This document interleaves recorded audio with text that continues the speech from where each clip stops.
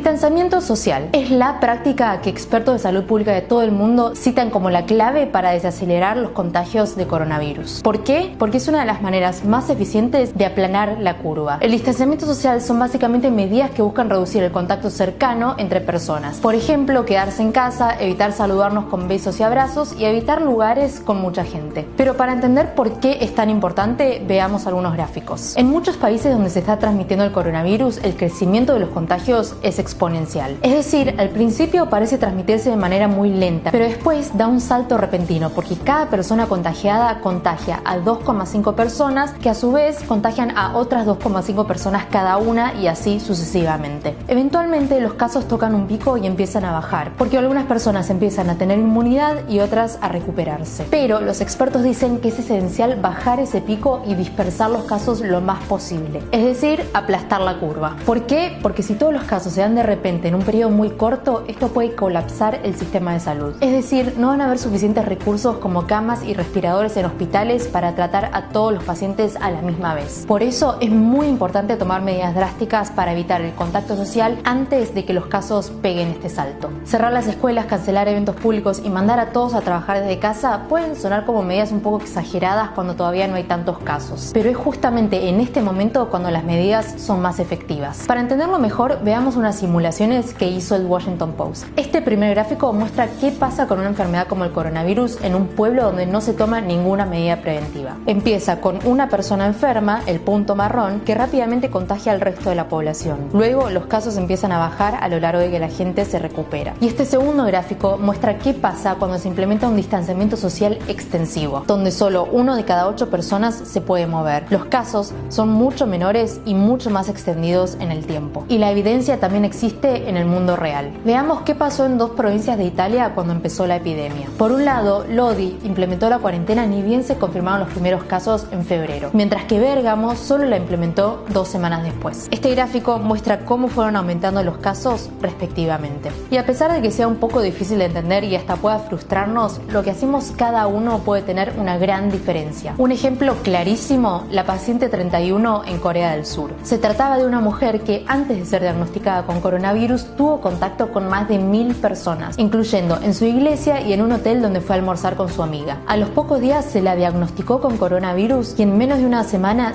cientos de otras personas fueron diagnosticadas con coronavirus, muchas con relación a la iglesia de la paciente. La lección: no seas el o la paciente 31. El distanciamiento social no es solamente para cuidarte a vos, sino para cuidarnos a todos. Recordemos que la actitud de una persona puede detener la cadena de contagios. Y para quienes estén en cuarentena, gracias por cuidarnos a todos.